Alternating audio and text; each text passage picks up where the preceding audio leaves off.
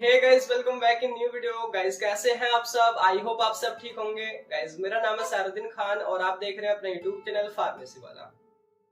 कोई भी सपना साकार करने के लिए सबसे जरूरी है सही कोच का होना। चुनिए फार्मेसी वाला को और करे अपने B pharm and D pharm का सपना साकार। Download the app now.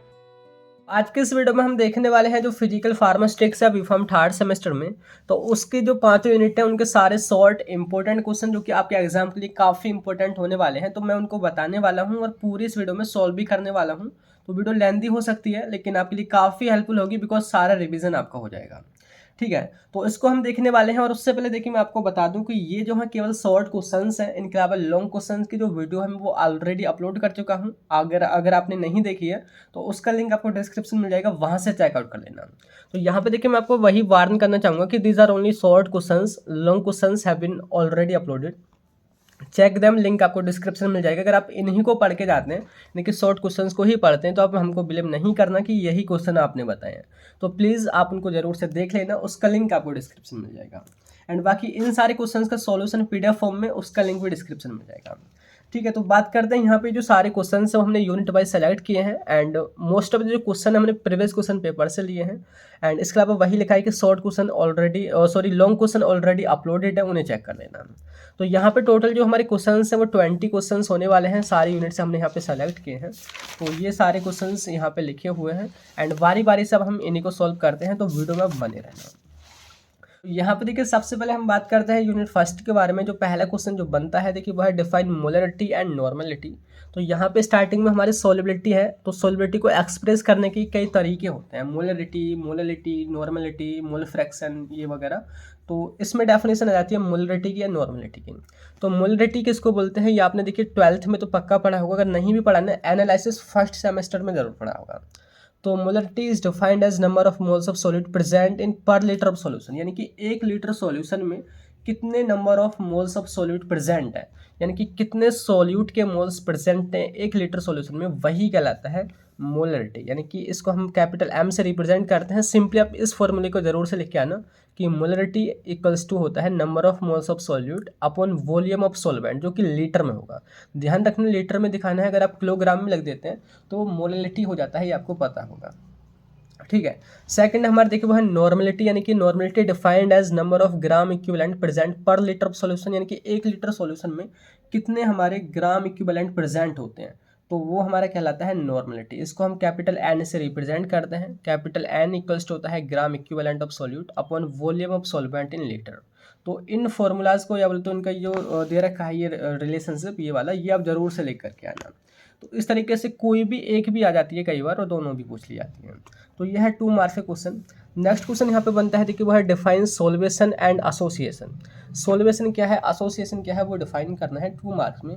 तो देखिए सोल्वेशन कहने का क्या मतलब होता है, देखिए मैं पहले पढ़ के बताता हूँ कि solution is the process of interaction between solvent and solute molecule when they mix together.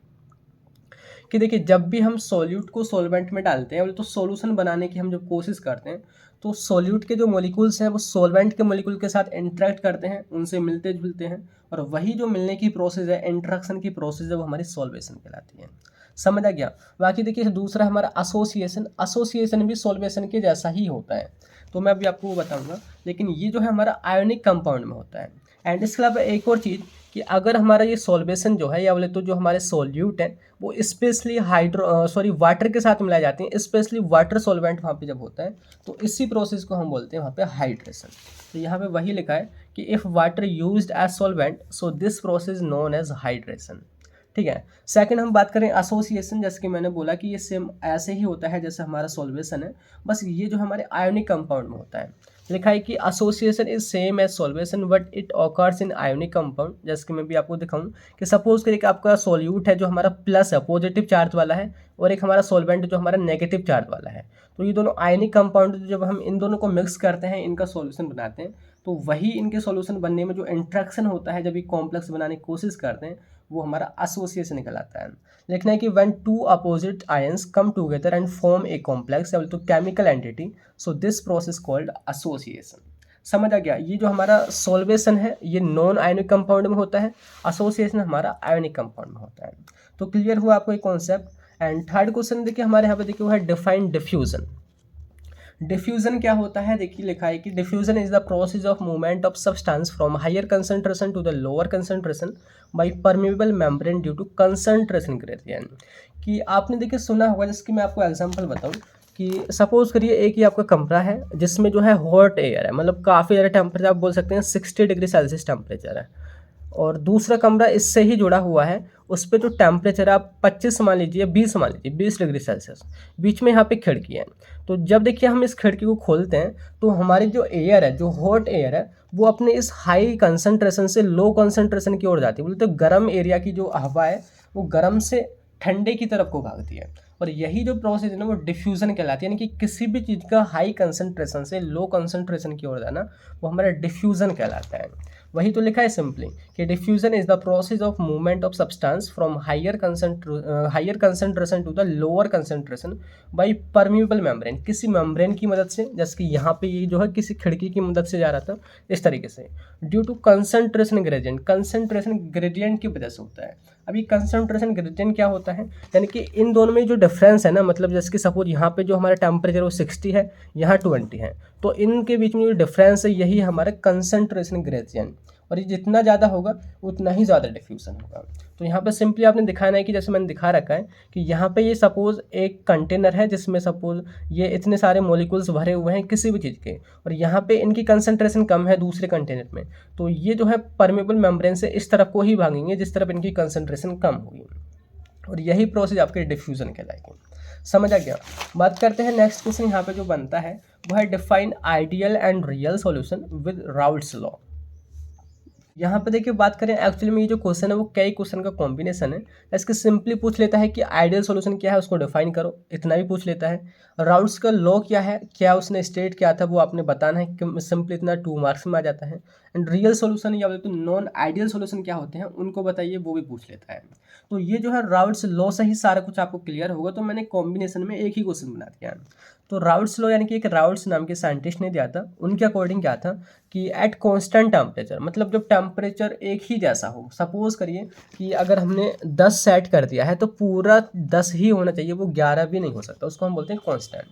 So at constant temperature the vapour pressure of a solution is directly proportional to the mole fraction of solvent. उन्होंने simply एक चीज़ कही कि अगर हमारा temperature same रहता है, constant रहता है, तो उस टाइम पे किसी भी सॉल्यूशन का जो वेपर प्रेशर होता है, उसका जो प्रेशर जो होता है वो उसके मोल फ्रैक्शन के डायरेक्टली प्रोपोर्शनल होता है। यानी कि pressure is directly proportional to X, X जो है वो मोल फ्रैक्शन है, कब, जब कांस्टेंट टेम्परेचर होता है। ठीक है, तो यह है राउल्ट्स का लॉ। एंड इसी का अगर हम प्रपोर्शन यहाँ पे हटाते हैं तो P इक्वल्स टू हो जाएगा P नॉट इंटू एक्स, और P नॉट जो है यहाँ पे कांस्टेंट है, तो P जो है स्टार्टिंग का P जो है वो हमारा प्रेशर है, vapour pressure of solution, P not जो है वो कांस्टेंट है, और ये अगर हम देखें तो हमारा होता है वेपर प्रेशर ऑफ सॉल्वेंट। देखिए ध्यान रखना, ये स्टार्टिंग में जो है क्या है, यह है वेपर प्रेशर ऑफ सॉल्यूशन, लेकिन P नॉट जो है वो है कांस्टेंट जो कि सेम ही रहता है, और ये होता है वेपर प्रेशर ऑफ सॉल्वेंट, ये सॉल्वेंट का वेपर प्रेशर होता है। एंड एक्स जो है वो मोल फ्रैक्शन होता है सॉल्वेंट का। अब यहाँ पे एक पॉइंट आता है कि मोल फ्रैक्शन क्या होता है। मोल फ्रैक्शन भी एक तरीका होता है किसी भी सॉल्यूशन की कंसंट्रेशन को एक्सप्रेस करने का। जैसे कि सपोज करें हम बात करते हैं मोल fraction of solvent. Mole fraction हम कैसे निकालते हैं कि number of moles of solvent upon total number of solution, total number of moles in solution.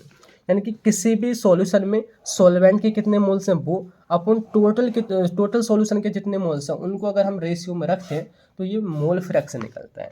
तो यहाँ पर मतलब इनका कहने का मतलब ये है कि राउल्ट्स के नियम के अनुसार कि वेपर प्रेशर जो होता है सॉल्यूशन के कांस्टेंट टेम्परेचर पे वो मोल फ्रैक्शन पे ही डिपेंड करता है। अगर मोल फ्रैक्शन बढ़ेगा तो वेपर प्रेशर भी बढ़ेगा, अगर मोल फ्रैक्शन कम होगा तो वेपर प्रेशर भी कम होगा।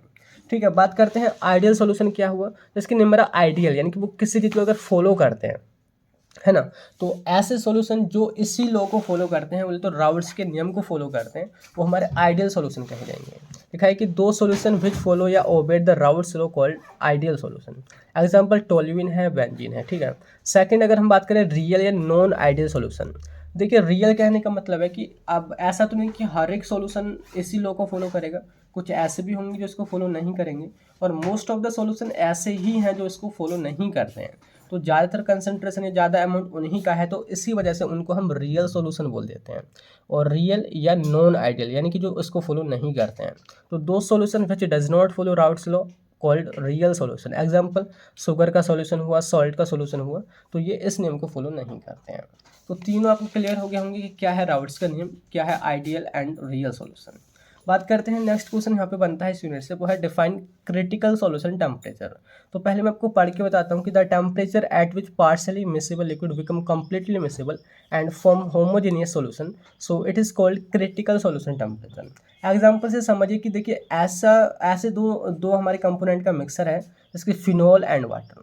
तो ये फिनॉल कभी भी वाटर में मिसिबल नहीं हो सकता, एंड इसी वजह से अगर हम इसका अगर टेम्परेचर बढ़ाते हैं, सपोज अगर इसको हमने इस टेम्परेचर पे गर्म कर दिया 66.8 डिग्री सेल्सियस, तो ये जो है इसमें मिसिबल हो जाता है, फिनॉल ईजिली मिक्स हो जाता है फिर वाटर के साथ में। तो अब क्या हुआ, अब हमने केवल टेम्परेचर बढ़ाया है, तो इसी टेम्परेचर पे यानी कि जिस टेम्परेचर पे कोई भी इमिसिबल या पार्शली मिसिबल हमारा कंपोनेंट या मिक्सर मिसिबल हो जाता है, वो हमारा क्रिटिकल सॉल्यूशन टेम्परेचर कहलाता है। समझ आ गया? तो ये जो है इस तरीके से हमारी यूनिट फर्स्ट यहाँ पे कंप्लीट होती है। और इसके बाद देखिए हम बात करते हैं सेकंड यूनिट के बारे में, और इसमें जो पहला क्वेश्चन जो बनता है देखिए वो है डिफाइन सब्लिमेशन। सब्लिमेशन क्या होता है वो आपने 2 मार्क्स में बताना होगा। तो सब्लिमेशन एक हमारे स्टेट में चेंज होने की एक प्रोसेस होती है। लिखा है कि देखिए the process of changing directly solid phase into gas phase without passing through liquid phase is called sublimation. तो सपोज करिए कोई हमारा सॉलिड है ना, और सॉलिड को अगर हम गर्म करें या हीट करें, अगर वो डायरेक्टली लिक्विड में बिना कन्वर्ट हुए वेपर में कन्वर्ट हो जाता है। देखिए आपने 3 स्टेट पढ़ी होंगी ना, सॉलिड, लिक्विड, वेपर या बोले तो गैस। तो अगर वो देखिए डायरेक्टली गैस स्टेट में कन्वर्ट हो जाता है without passing in liquid state, वो हमारा सब्लिमेशन कहलाता है। एग्जाम्पल इसकी कपूर जो होता है, कपूर को हम जलाते हैं जो कि हमारा सॉलिड होता है, तो वो लिक्विड में कन्वर्ट नहीं होता बल्कि डायरेक्टली वेपर्स में या बोले तो गैस में कन्वर्ट, जो धुआं जो निकलता है उसमें कन्वर्ट हो जाता है। तो वो प्रोसेस हमारी सब्लिमेशन कहलाती है। ठीक है। सेकंड है देखिए वो हमारे नेक्स्ट इसमें वो है define vapour pressure. Vapour pressure क्या होता है, यानी कि ऐसा प्रेशर जो वेपर की वजह से लगता है, जो भाप की वजह से लगता है, वो हमारा वेपर प्रेशर कहा जाएगा। तो यहाँ पे देखिए लिखा है कि the pressure exerted by the vapour in equilibrium with the liquid in closed container is called vapour pressure. कि देखिए जब भी कोई क्लोज्ड कंटेनर होता है, जैसे कि आप पतीली को ही मान के चलिए, तो जो घर पे देगची वगैरह होती है, जब उनको हम ढक देते हैं, तो अगर उसमें कोई लिक्विड हम गर्म कर रहे हैं तो वेपर बनेगी, और वेपर जब प्रेशर लगाती हैं लिक्विड पे या तो उस प्लेट पे, तो वही हमारा प्रेशर कौन सा कहला जाएगा, वेपर प्रेशर कहला जाएगा। तो वही सिंपली यहाँ पे लिखा हुआ आप इस तरीके से दिखा सकते हैं। और इसके बाद देखिए नेक्स्ट हमारा क्वेश्चन देखिए वो है explain eutectic mixer with example. Eutectic mixer क्या होते हैं, एग्जाम्पल के साथ में बताना है। तो देखिए इसके नेम से ही समझते हैं, यूटेक्टिक जो है एक हमारा ग्रीक वर्ड है जो कि यूटेक्टेस से आया है, यूटेक्टोस, जिसका मतलब होता है इजिली मेल्टेड यानी कि आसानी से पिघल जाने वाला, एंड मिक्सर यानी कि उसमें 2 या 2 से ज़्यादा कंपोनेंट होंगे, उनको हम मिक्सर बोलते हैं। तो ऐसे मिक्सर जो जल्दी से पिघल जाते हैं, ईजिली पिघल जाते हैं, उनको हम बोलेंगे यूटेक्टिक मिक्सर। जैसे कि अभी मैं आपको डेफिनेशन पढ़ के बताता हूँ कि it is the mixer of 2 or more component when they mix together so their melting point decrease and they melts below the melting point of any individual component. जैसे कि यहाँ पे देखिए आप एग्जांपल से समझो कि 2 आपके कंपाउंड है या कंपोनेंट है, जैसे कि एक आइबुप्रोफेन है, एक थाइमोल है। अब इन दोनों का हमने मिक्सर बनाना है। जैसे कि आइबुप्रोफेन का जो मेल्टिंग पॉइंट होता है वो 75 या 77 पे मेल्ट हो जाता है, एंड दूसरी तरफ थाइमोल जो है वो 49 या 51 पे वो मेल्ट हो जाता है। तो इन दोनों का ये मेल्टिंग पॉइंट अलग अलग है, और जब हम इन दोनों को मिक्स करते हैं तो इसके जो मिक्स होने के बाद में जो मेल्टिंग पॉइंट है दोनों का, वो इन दोनों से घट करके 37 डिग्री सेल्सियस हो जाता है। मतलब वो कम टेम्परेचर पर ही मेल्ट हो जाते हैं। तो वही लिखा है सिंपली कि ये ऐसे मिक्सर होते हैं जिसमें जो कंपोनेंट होते हैं जब वो मिक्स के जाते हैं दोनों, तो उनका जो मेल्टिंग पॉइंट है ना वो घट जाता है, जो उनका इंडिविजुअली मेल्टिंग पॉइंट होता है उससे भी। जैसे कि यहाँ पे आइबुप्रोफेन का 75 था एंड थाइमोल का 49 था, तो इन दोनों से भी घट करके ये केवल 37 पर ही मिक्स हो जाते हैं। तो ऐसे मिक्सर हमारे यूटेक्टिक मिक्सर कहलाते हैं, यानी कि जो ईजिली मेल्ट हो जाते हैं मिक्स होने पे। और इसके बाद देखिए नेक्स्ट हमारा क्वेश्चन देखिए वो है define liquid crystal and glass state. Liquid crystal क्या होता है, देखिए जैसे कि हमारा लिक्विड यानी कि जो फ्लो कर सकता हो, क्रिस्टल यानी कि क्रिस्टल को हम सॉलिड भी बोलते हैं, जो सॉलिड नेचर के होते हैं। तो ये लिक्विड क्रिस्टल हमारी की ऐसे स्टेट होती है, ऐसे कंपाउंड होते हैं जिसमें दोनों की प्रॉपर्टी होती है, लिक्विड की भी होती है और सॉलिड की भी होती है। तो वही लिखा है कि liquid crystal is a state of matter which have both properties. Some properties of solid and some properties of liquid. ठीक है, मीन्स लिक्विड क्रिस्टल में flow like liquid but its molecule में बी ओरिएंटेड लाइक क्रिस्टल, कि इसके जो molecule होते हैं, particle जो होते हैं, वो होते तो सॉलिड की तरह हैं लेकिन वो फ्लो भी कर सकते हैं, वो बह भी सकते हैं लिक्विड की तरह। तो इसी वजह से इसको हमने नेम दे दिया है लिक्विड क्रिस्टल, कि दोनों की ये प्रॉपर्टी रखते हैं। इसके यहाँ पे मैंने दिखा रखा है कि सपोज फिर एक सॉलिड है जो कि एक कंपाउंड है जो कि 100 डिग्री सेल्सियस पे सॉलिड है, और ये जो है 180 डिग्री सेल्सियस पे लिक्विड में कन्वर्ट हो जाता है। तो सॉलिड और लिक्विड के बीच की जो स्टेट है, यानी कि जिसमें लिक्विड का भी नेचर हो, सॉलिड का भी नेचर हो, तो उसको ही हमने बोल दिया है लिक्विड क्रिस्टल, जो कि 140 पे मैंने दिखा रखा है। यहाँ पे देखिए पुख्ता से आपको नज़र आ रहे हैं सॉलिड पार्टिकल, यहाँ पे थोड़ी मेल्टेड से नज़र आ रहे हैं जो बह भी सके, और कुछ कुछ यहाँ पे क्रिस्टल भी हैं, और यहाँ पे लिक्विड तो आपको नज़र ही आ रहा है, आपका लिक्विड हो चुका है। तो ये जो स्टेट है हमारी कहलाती है लिक्विड क्रिस्टल स्टेट। और इसके बाद देखिए नेक्स्ट इसी में जुड़ा हुआ है क्वेश्चन कि ग्लास स्टेट को भी डिफाइन करना है, कि ग्लास स्टेट क्या होती है। It is the state of matter in which liquid get rapidly cooled and form rigid non crystalline structure, कि ऐसी स्टेट जब हमारा कोई लिक्विड होता है और उसको आप एकदम ठंडा करते हैं, एकदम सुपर कूल करते हैं, तो वो एक रिजिड नॉन क्रिस्टलाइन स्ट्रक्चर में कन्वर्ट हो जाता है, तो उसको ग्लास स्टेट बोलते हैं। And it seems solid for some time but it continuously relax toward liquid state, कि ये जो है कुछ टाइम तक, कुछ टाइम के लिए सॉलिड की तरह हमको नज़र आता है, लेकिन एक्चुअली में ये लिक्विड में कन्वर्ट होता रहता है, या बोले तो लिक्विड स्टेट की तरफ ये रिलैक्स करता रहता है। तो ये होता है हमारा ग्लास स्टेट। ठीक है, नेक्स्ट क्वेश्चन देखिए हमारा वो है काफ़ी इंपॉर्टेंट क्वेश्चन है, 2 मार्क्स में आता है, या कई बार 7 मार्क्स से भी बन जाता है, कि give difference between crystalline and amorphous solid. Amorphous and crystalline solid में डिफरेंस क्या है। तो सॉलिड हमारे 2 तरीके के होते हैं, क्रिस्टलाइन एंड अमोर्फस। क्रिस्टलाइन कहने का मतलब है कि उसके अंदर जो भी पार्टिकल्स होंगे वो एकदम सेम साइज़ के होंगे और सेम शेप के होंगे, और एक डेफिनेट ऑर्डर में अरेंज होंगे। जैसे कि मैं आपको दिखा दूं पहले, कि ये जैसे कि आपको एक सॉलिड है, इसमें जो पार्टिकल्स आपको नज़र आ रहे हैं ये सारे एक ही शेप के नज़र आ रहे हैं, और ये एक ऑर्डर में है, जैसे कि सीधी लाइन में है, ये भी सीधी लाइन में है, ये भी सीधी लाइन में है, उनको हम बोलते हैं क्रिस्टलाइन सॉलिड। सेकंड हमारे अमोर्फस होते हैं, उनमें जो पार्टिकल्स होते हैं उनका जो शेप होता है या साइज होता है वो डिफरेंट डिफरेंट होता है उनके पार्टिकल्स का, और वो एक डेफिनेट ऑर्डर में भी अरेंज नहीं होते हैं, कोई कहीं पर है कोई कहीं पर है, इस तरीके से होता है। तो डेफिनेशन आपको क्लियर होगी those solid in which particles are same in shape and arranged in definite order, जो सेम शेप के होते हैं और डेफिनेट ऑर्डर में अरेंज होते हैं, हमारे क्रिस्टलाइन सॉलिड है। एग्जाम्पल सॉल्ट है, यानी कि NaCl है, डायमंड है, ये इसमें आते हैं। एंड इनकी और प्रॉपर्टीज़ की बात करें, क्योंकि हमने इसमें डिफरेंस बताना है ना, तो डिफरेंस आपको थोड़ा तो क्लियर हुआ होगा। एंड सेकंड इनकी प्रॉपर्टी होती है कि they have sharp melting and boiling point. उनका जो मेल्टिंग बॉइलिंग पॉइंट जो होता है वो शार्प होता है। बोले तो अगर वो 70 डिग्री सेल्सियस पे मेल्ट होंगे तो वो 70 पर ही मेल्ट होंगे, है ना। लेकिन इनके केस में क्या होता है, अमोर्फस के केस में, कि उनकी एक रेंज होती है कि वो जो है 80 से 100, जैसे कि एग्जाम्पल की बात करें कि वो 80 से 100 पे वो मेल्ट होने लग जाएंगे। ऐसा नहीं कि वो 80 पर ही पूरे मेल्ट हो जाएंगे, वो इसके बीच में ही मेल्ट होंगे, वो 90 पर भी मेल्ट हो जाएंगे, 95 तक मेल्ट होंगे, लेकिन इनका एक ही है कि वो 70 पर मेल्ट होने, तो वो 70 पर ही मेल्ट हो जाएंगे। इसको हम बोलते हैं शार्प मेल्टिंग पॉइंट। नेक्स्ट है देखिए surface will be smooth on cut. अगर हम इनको कट करते हैं, जैसे कि अगर हमने इसको कट करा तो इसकी जो सरफेस एकदम चिकनी होगी, एकदम स्मूथ होगी। एंड ये मोर रिजिड होते हैं, काफ़ी ज़्यादा रिजिड और टाइट होते हैं। तो ये हो गया हमारे क्रिस्टलाइन सॉलिड। अमोर्फस की डेफिनेशन की बात करें तो दो solid in which particles have different different shape and not arranged in definite order. Different different shape के पार्टिकल्स होते हैं इसमें, और ये अरेंज्ड नहीं होते हैं डेफिनेट ऑर्डर में, तो ये सिंपली हमारे अमोर्फस सॉलिड हैं। एंड इनको हम नॉन क्रिस्टलाइन सॉलिड भी बोलते हैं, मतलब इनमें क्रिस्टल्स नहीं होते हैं, आप इस तरीके से बोलते हैं, या बोले तो होते भी हैं तो वो सेम शेप के नहीं होते हैं। एग्जाम्पल जिसकी प्लास्टिक है, रबर है, ग्लास है, ठीक है। एंड इनका जो मेल्टिंग बॉइलिंग पॉइंट है वो शार्प नहीं होकर के एकदम वाइड रेंज में होता है, जैसे मैंने आपको अभी बताई दिया। And surface will be rough on cut. जैसे कि अगर हम इनको कट करते हैं तो जैसे सपोज यहाँ से कट किया तो ये जो है इसकी जो सरफेस है वो स्मूथ या बोले तो चिकनी नहीं होगी, वो एक रफ नज़र आएगी, खुरदरी नज़र आएगी। एंड ये लेस रिजिड होते हैं, कम ये टाइट होते हैं, आप ऐसे बोल सकते हैं। तो यहाँ पे इस तरीके से ये जो क्वेश्चंस थे हमारे यूनिट सेकंड के थे, ये भी कंप्लीट होते हैं। एंड उसके बाद हम यहाँ पे अपने यूनिट थर्ड को स्टार्ट करते हैं। और यूनिट थर्ड को अगर मैं आपको सिलेबस में दिखाऊँ, ये हमारे surface tension and interfacial tension पर ही होती है सारी। ये सारी चीज़ें यहाँ पे बता रखी हैं। तो यहाँ से कौन कौन से शॉर्ट क्वेश्चन बनते हैं, तो यहाँ पे देखिए पहला क्वेश्चन है कि water surface and interfacial tension, यही काफ़ी इंपॉर्टेंट क्वेश्चन है। या तो सिंपली अकेला भी आ जाता है कि सरफेस टेंशन क्या है वो बताइए, या इंटरफेसियल टेंशन क्या है वो बताइए। तो देखिए समझते हैं दोनों को, सरफेस प्लस टेंशन दोनों को आप ब्रेक कर दीजिए। सरफेस कहने का मतलब है कि आउटर मोस्ट लेयर की बाहर की जो लेयर होती है उसको आप सरफेस बोलते हैं। इसकी हमारी स्किन है तो ये बाहर की जो लेयर है इसको हम सरफेस बोलते हैं।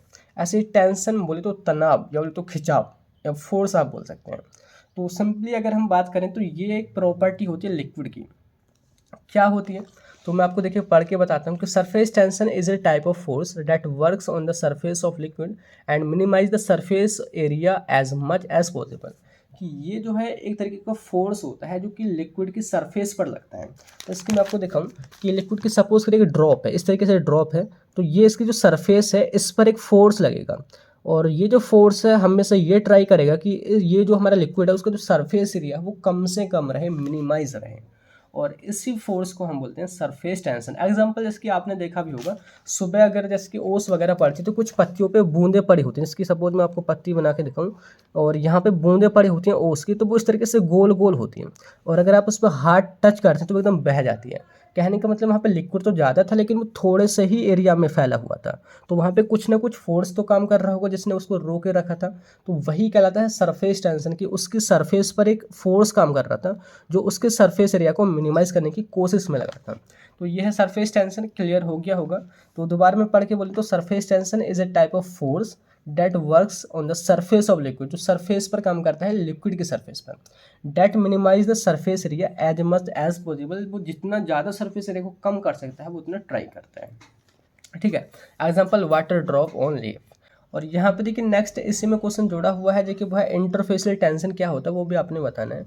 इंटरफेसियल कहने का मतलब है इंटरफेस। इंटरफेस इसको हम बोलते हैं जैसे कि दो चीज़ों के बीच में जो गैप होता है, जैसे कि हम लिक्विड की बात करें तो जैसे कि ये हमारे यहाँ पे वाटर है और यहाँ पे वाटर के ऊपर यहाँ पे हमारे ऑयल है, तो ऑयल एंड वाटर के बीच में ही जो है कभी मिसिबल नहीं होते हैं, तो ये एक इंटरफेस बन जाता है, एक गैप बन जाता है। तो यहाँ पर ही एक फोर्स काम करता है जिसको हम बोलते हैं इंटरफेसियल टेंशन। तो लिखा है कि when two immiscible liquid are mixed so they get separated from each other due to the surface tension of each liquid। इसकी अगर एग्जांपल की बात करें कि ये हमारा जैसे कि मैंने दिखा रखा है ऑयल है और वाटर है, कभी भी ये मिक्स क्यों नहीं होते? क्योंकि ऑयल का एक अलग सरफेस टेंशन है, इसका अलग सरफेस टेंशन है। कि जब सरफेस टेंशन किन्हीं दो लिक्विड के इंटरफेस पे काम करता है तो उसी को हम इंटरफेसियल टेंशन बोल देते हैं। This surface tension of to immiscible liquid called interfacial tension, मतलब दो लिक्विड के इंटरफेस पे जब सरफेस टेंशन काम करती है उसका ही दूसरा नाम सिंपली इंटरफेसियल टेंशन रखती है। तो ये आपको क्लियर हो गया होगा कि क्या है surface tension and interfacial tension. और इसके बाद देखिए नेक्स्ट हमारा क्वेश्चन देखिए वो है डिफाइन सरफेस फ्री एनर्जी। तो ये 2 मार्क्स में पूछ लिया जाता है। So surface free energy is the energy that is required to increase the surface area of liquid. कि किसी भी लिक्विड के सरफेस एरिया को इंक्रीज करने के लिए जो एनर्जी चाहिएगी वही हमारी है सरफेस फ्री एनर्जी। आपको एग्जांपल से ही समझ में आएगा कि सपोज करिए वही जो मैंने एग्जांपल दिया था पत्ते वाला, कि पत्ते जैसे बूंद वगैरह पड़ी होती है, सपोज ये बूंद है तो इसका एक लिमिटेड सरफेस एरिया है। सपोज करो कि इसका सरफेस एरिया आपको बढ़ाना है, बढ़ाने के लिए आपने क्या करना है कि सिंपली आप इसको टच कर दो तो ये यहाँ पे सरफेस टेंशन खत्म होकर के ये फैल जाएगा, बूंद हमारी ज़्यादा जगह घेर के मतलब पानी की तरफ बह जाएगी, तो ये सरफेस एरिया इसका इंक्रीज़ हो जाएगा। तो यही मतलब सरफेस एरिया को इंक्रीज़ करने के लिए हमने कुछ काम करना पड़ा, हमने अपना हाथ लगाना पड़ा, कुछ एनर्जी लगानी पड़ी, तो वही कहलाती है सरफेस फ्री एनर्जी। यानी कि ऐसी एनर्जी जो चाहिए होती है किसी भी लिक्विड के सरफेस एरिया को इंक्रीज़ करने के लिए वो है हमारी सरफेस फ्री एनर्जी। तो यहाँ पे वही दिखा रहा कि कोई ड्रॉप है उसका सरफेस एरिया इतना छोटा सा है, अगर आपने इतना बड़ा और सरफेस एरिया बढ़ाना है तो उसके लिए कुछ एनर्जी रिक्वायर होगी। तो ये काम ही होता है जो हमें करना पड़ता है। तो सिंपली सरफेस फ्री एनर्जी बोले तो वर्क इक्वल्स टू होता है T into del A. T बोले तो सरफेस टेंशन एंड डेल मतलब चेंज इन सरफेस एरिया। तो एक फॉर्मूला है, आप इस तरीके से लेकर के आना। ठीक है। नेक्स्ट क्वेश्चन देखिए हमारा वो है डिफाइन सरफेस एक्टिव एजेंट, और एग्जाम्पल के साथ ही पूछे जाते हैं। तो ये आपने ज़रूर से पढ़े होंगे, फिजिकल फार्मास्टिक्स तो आप पढ़ ही रहे हैं, अपने फार्मास्टिक्स फर्स्ट सेम में पढ़े होंगे कि क्या होते हैं इमल्सिफाइंग एजेंट या बोलते सरफेक्टेंट या सरफेस एक्टिव एजेंट। तो लिखा है कि surfactant are those chemical agent which are use to reduce surface and interfacial tension between two liquid. जैसे कि वही एग्जाम्पल कि ये हमारा नीचे हमारा ऑयल वाटर है नीचे हमारा, और ये ऊपर हमारा ऑयल है। तो ये कभी मिसिबल तो होते ही नहीं है। तो क्या करें कि कुछ हम ऐसे एजेंट डाल दें जो इन दोनों को मिक्स करा दें, मतलब ऑयल और वाटर अगर मिक्स हो जाते हैं तो जिन एजेंट की वजह से वो मिक्स होते हैं, जिन केमिकल की वजह से मिक्स होते हैं, उन्हीं को हम बोलते हैं सरफेस एक्टिव एजेंट, कि जो सरफेस पे काम करके सरफेस टेंशन को और इंटरफेसियल टेंशन को कम कर देते हैं। तो इनका जो नेचर है वो दोनों तरह का होता है। अगर इनके स्ट्रक्चर की बात करें तो इनका एक हेड होता है और एक टेल होती है। हेड जो होता है उसका जो नेचर वो हाइड्रोफिलिक होता है, पोलर यानी कि वो वाटर लविंग होते हैं, और टेल जो होती है वो हमारी नॉन पोलर यानी कि लाइपोफिलिक होती है। तो दोनों कंपाउंड को ये जोड़ देती है, लाइपोफिलिक को और हाइड्रोफिलिक को। तो इसके हमारे जो वाटर है वो हमारा हाइड्रोफिलिक है। तो ये हमारा कंपोनेंट जो मतलब हमारा जो सर्फेक्टेंट है उस तरीके से काम करके हमारा जो इसका जो हेड है वो वाटर में रहेगा, और इसकी जो टैल है इस तरीके से वो ऑयल में रहेगी, क्योंकि ये हमारी लिपिड नेचर की है। तो जब इस तरीके से इसमें मिला दी जाता है तो इन कंपोनेंट को मिला देता है, ऑयल को वाटर के साथ में जोड़ देता है। इससे क्या होता है, सोलिबिलिटी बढ़ जाती है, वो मिसिबल हो जाते हैं। तो लिखा है कि they have property of both hydrophilic and lipophilic solvent. ठीक है, एग्जांपल इसके बेंजीलकोनियम क्लोराइड है, सोडियम लोरेल सल्फेट है SLS, अमोनियम लोरेल सल्फेट है ALS। तो ये है आपके सर्फेक्टेंट या सरफेस एक्टिव एजेंट। और इसके बाद देखिए नेक्स्ट हमारा क्वेश्चन देखिए वो है डिफाइन HLB स्केल। HLB क्या होता है, एक आपका स्केल ही होता है जिसकी इसकी फुल फॉर्म की बात करें वो होता है हाइड्रोफिलिक लाइपोफिलिक बैलेंस। तो ये एक पैमाना होता है जो कि हमारे जो हम अभी हमने पढ़े थे सरफेस एक्टिव एजेंट या बोले तो सर्फेक्टेंट, तो उनके नेचर को पता करने के लिए कि वो हाइड्रोफिलिक नेचर के हैं या लाइपोफिलिक नेचर के हैं। तो उसी के लिए हम यूज़ करते हैं एक पैमाना, वो हमारा HLB स्केल कहलाता है।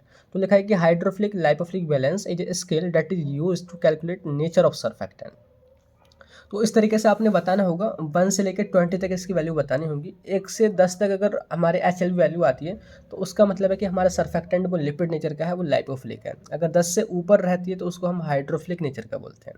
इसमें भी क्या ही होते हैं, anti foaming agent, water in oil emulsifying agent, oil in water emulsifying agent, detergent, solubilising agent.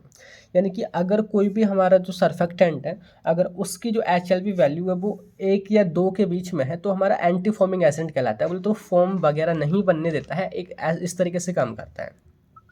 अगर वहीं उसकी वैल्यू 3 से लेके 8 तक रहती है, 7 तक रहती है, तो वो हमारा वाटर इन ऑयल एक इमल्सिफाइंग एजेंट होता है जो वाटर इन ऑयल नेचर का होता है, या बोले तो जो वाटर को ऑयल में मिलाने का काम करता है। ऐसे ही अगर उसकी वैल्यू हमारी 8 से लेके यहाँ पे 16 या 17 18 तक होती है तो वो हमारा oil in water emulsifying agent होता है ना, यानी कि जो ऑयल को वाटर में मिक्स कराने में हेल्प करता है। एक डिटर्जेंट की जो HLB वैल्यू होती है वो हाइड्रोफिलिक नेचर में, मतलब वो 14 से लेके वो 17 या 18 के बीच में होती है, वो हमारा डिटर्जेंट है। एंड सोलिबलाइजिंग एजेंट की 16 से लेके 20 तक होती है। तो ये जो है इस तरीके से आपने दिखाना होगा एंड एक फॉर्मूला लिख देना है कि HLB वैल्यू का होता है हाइड्रोफिलिक अपॉन लाइपोफिलिक। यानी कि देखिए अगर HLB वैल्यू ज़्यादा होगी बोले तो अगर ऊपर वैल्यू जितनी भी ज़्यादा होगी तो वो हमारा हाइड्रोफिलिक नेचर का होगा। मतलब HLB वैल्यू अगर ज़्यादा है मतलब वो हाइड्रोफिलिक नेचर का है, अगर कम है मतलब लाइपोफिलिक नेचर का है। ठीक है, एंड नेक्स्ट क्वेश्चन देखिए यहाँ पे वो है डिफाइन टर्म डिटर्जेंसी एंड सोल्यूबलाइजेशन। तो डिटर्जेंसी का तो आपको पता ही होगा, अपने डिटर्जेंट यूज़ करेंगे कपड़े धोने के लिए, यानी कि ऐसे केमिकल या ऐसे कंपाउंड जो यूज़ किए जाते हैं किसी भी कपड़े से गंदगी को निकालने के लिए, वो हमें डिटर्जेंट कहलाएंगे। तो the process of removing of dust particle from any substance by using detergent is called detergency. यानी कि डिटर्जेंट का यूज़ करके कपड़ों से किसी भी चीज़ से कोई पार्टिकल वगैरह या डर्ट वगैरह को निकालने की जो प्रोसेस होती है वही हमारी डिटर्जेंसी कहलाती है। इसकी वॉशिंग ऑफ क्लॉथ वो हमारी डिटर्जेंसी ही है।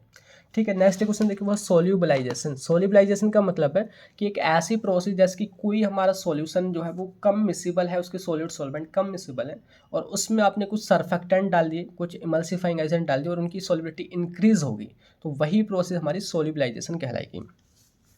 लिखा है कि solubilization is the process of increasing the solubility of very poorly soluble substance by using different solubilizing agent, यानी कि सर्फेक्टेंट। जैसे कि यहाँ पे ऑयल इन वाटर कम सोल्यूबल है, इसमें आपने सर्फेक्टेंट डाल दिया या बोले तो इमल्सिफाइंग एजेंट डाल दिया, तो ये इमल्सिफाइंग एजेंट की वजह से इसकी सोल्युबिलिटी इंक्रीज होकर के दोनों चीज़ें मिक्सिबल हो जाएंगी, ऑयल वाटर में मिक्स हो जाएगा, तो ये प्रोसेस सोल्यूबलाइजेशन कहलाएगी। तो यहाँ पे इस तरीके से आपकी यूनिट 3 यहाँ पे कंप्लीट होती है, उसके सारे शॉर्ट क्वेश्चन। उसके बाद देखिए 4th यूनिट जो है उससे 2-3 ही क्वेश्चंस बनते हैं, 2 ही शायद मेरे हिसाब से, तो उनको हम देखते हैं फटाफट। तो पहला क्वेश्चन बनता है देखिए शॉर्ट में अगर आ जाता है तो वो है define complexation and protein binding. Complexation जिसके निर्माण की कॉम्प्लेक्स बनने की जो प्रोसेस है उसको हम कॉम्प्लेक्सेशन कहेंगे। अभी कॉम्प्लेक्स क्या होता है कि जब भी 2 या 2 से ज़्यादा कंपोनेंट जोड़ते हैं, जैसे सपोज एक ए है, एक हमारा दूसरा कंपोनेंट वी है, ये दोनों मिक्स होते हैं या बोलते जुड़ते हैं, तो इनके मिलने से हमारा एक कॉम्प्लेक्स बनता है ए बी कॉम्प्लेक्स। ये जो प्रोसेस है इसको हम कॉम्प्लेक्सेशन कहेंगे, और एक प्रोडक्ट बना है इसको हम कॉम्प्लेक्स कहेंगे। तो सिंपली लिखा है कि the process of formation of complex is called complexation. और इसके अलावा देखिए आप दूसरी डेफिनेशन यहाँ पे लिख सकते हैं कि complexation is the association of two और more molecules to form individual compound. कि ये जो सिंपली कॉम्प्लेक्सेशन क्या होता है, ये दो चीज़ों का एसोसिएशन होता है, यानी कि जिसमें दो कंपोनेंट, अलग अलग कंपोनेंट आपस में मिल जाते हैं और एक इंडिविजुअल एंटिटी बनाते हैं, एक इंडिविजुअल केमिकल कंपाउंड बनाते हैं।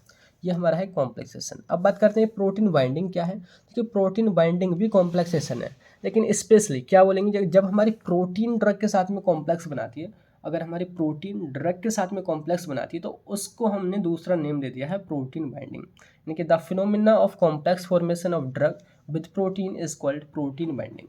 जिसके यहाँ पे मैं आपको दिखा दूँ, हमारी ड्रग है, ये आपकी प्रोटीन से बाइंड हुई पड़ी है, तो ये आपका क्या बना, ये प्रोटीन ड्रग कॉम्प्लेक्स बना। और ये जो प्रोसेस है इसको हम कॉम्प्लेक्सेशन भी बोल सकते हैं, लेकिन दूसरा नाम अगर स्पेशली बोलेंगे तो प्रोटीन बाइंडिंग बोलेंगे। तो समझ आ गया। और ये जो प्रोटीन बाइंडिंग है हमारी बॉडी में होती है, तो ये मैंने डिटेल में बता रखा है, आप लेक्चर को देख सकते हैं।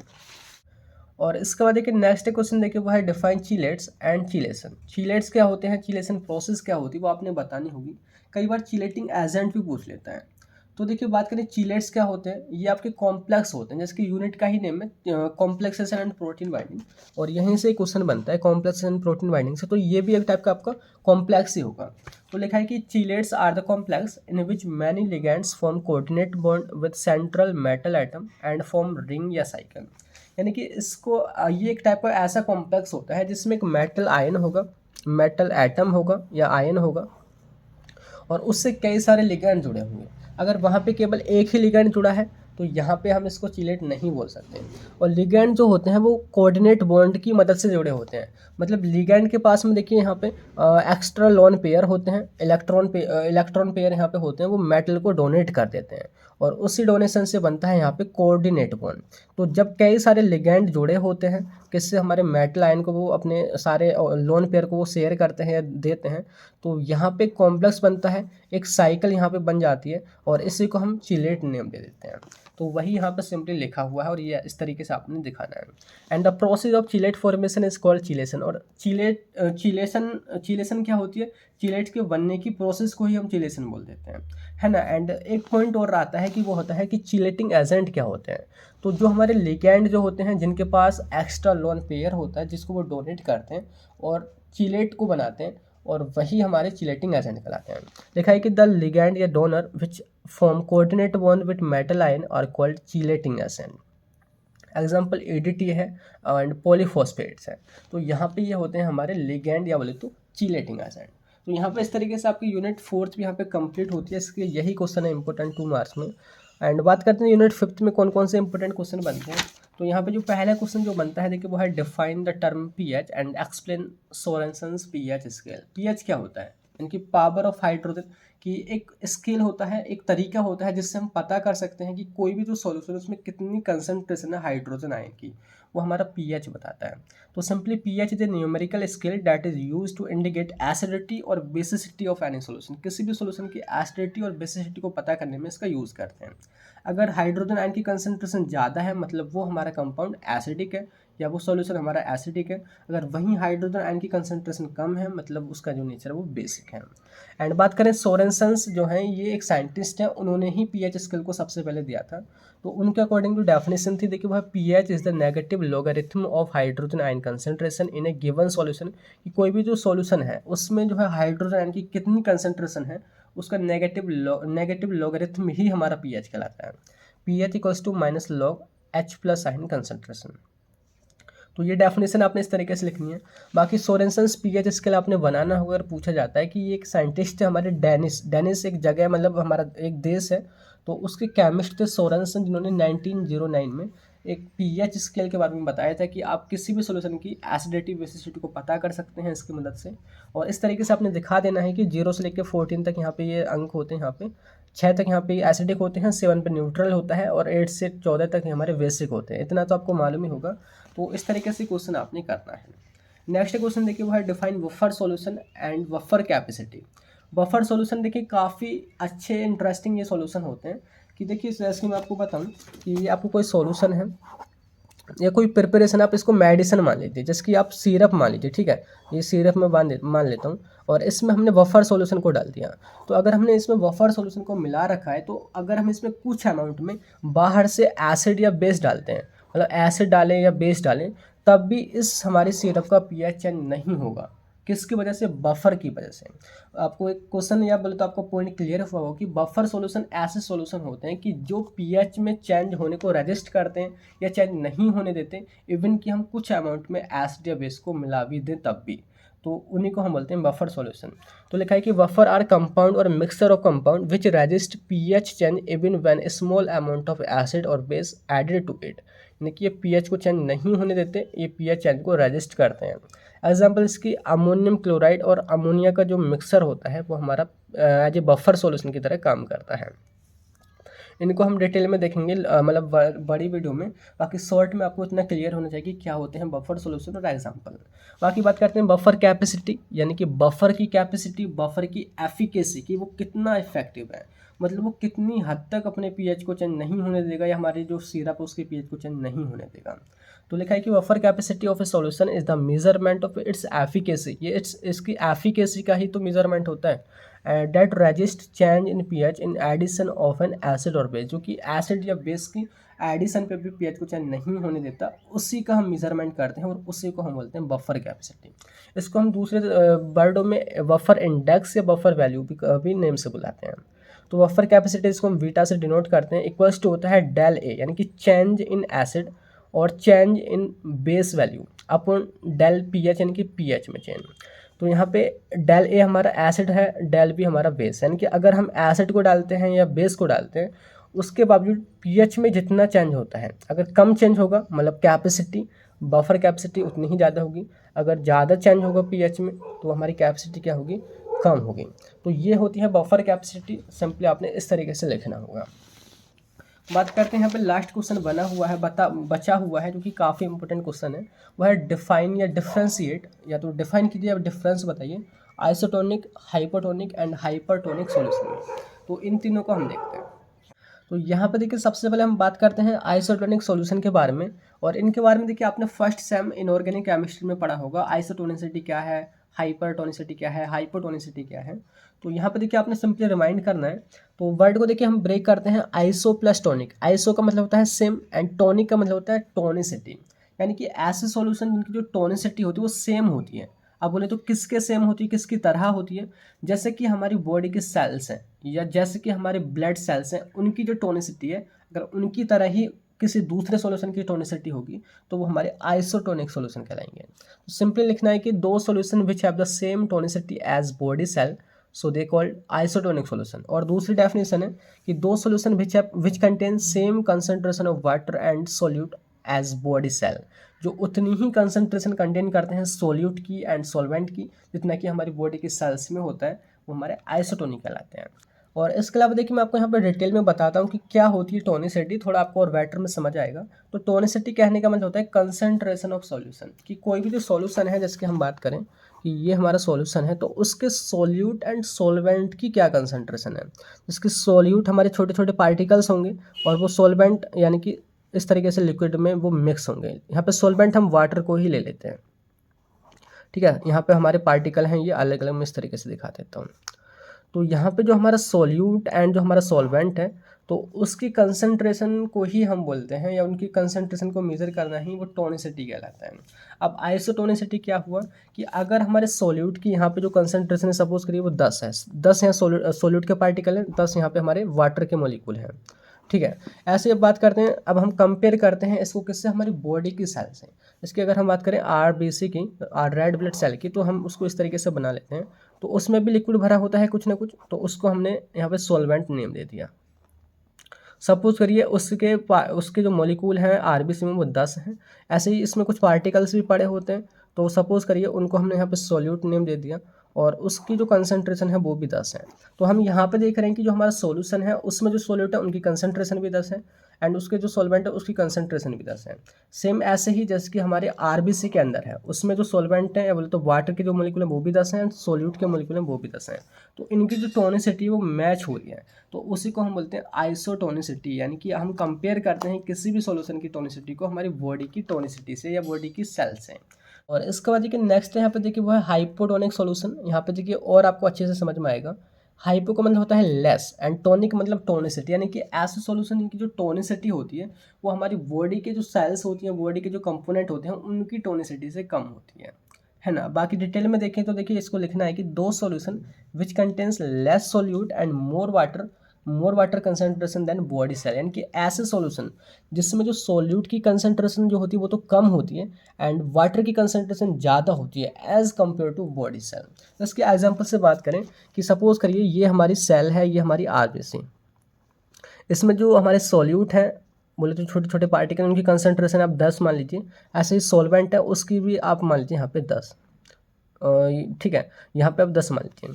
बात करते हैं हाइपोटोनिक सॉल्यूशन कौन से सॉल्यूशन होंगे, जैसे कि ये हमारा सॉल्यूशन है जिसमें जो सॉल्यूट की कंसंट्रेशन जैसे मैं दिखा दूँ कि वहाँ पे सॉल्यूट की कंसंट्रेशन 8 है और सॉल्वेंट की कंसंट्रेशन यहाँ पे हमारी 20 है।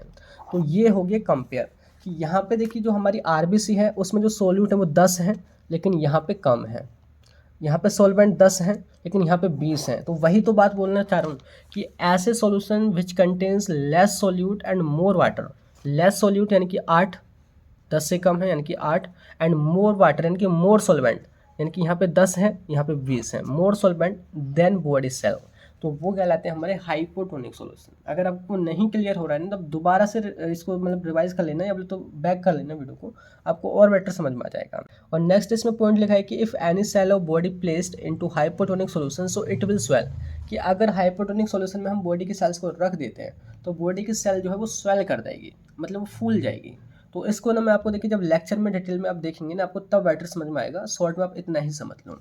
नेक्स्ट हम बात करते हैं हाइपरटोनिक। हाइपर का मतलब होता है ज़्यादा यानी कि हाई, एंड टोनिक बोले तो वही टोनिसिटी या कंसंट्रेशन ऑफ सॉल्यूशन, कि अगर हमारे जो सॉल्यूशन है उसकी जो टोनिसिटी है हमारी बॉडी की जो सेल है या बॉडी के जो भी कंपोनेंट है उनकी टोनिसिटी से ज़्यादा है वो हमारे हाइपरटोनिक सॉल्यूशन कहे जाएंगे। इसको डिटेल में अगर हम लिखें तो इस तरीके से लिखेंगे the solution which contains more solute and less water concentration than body cell.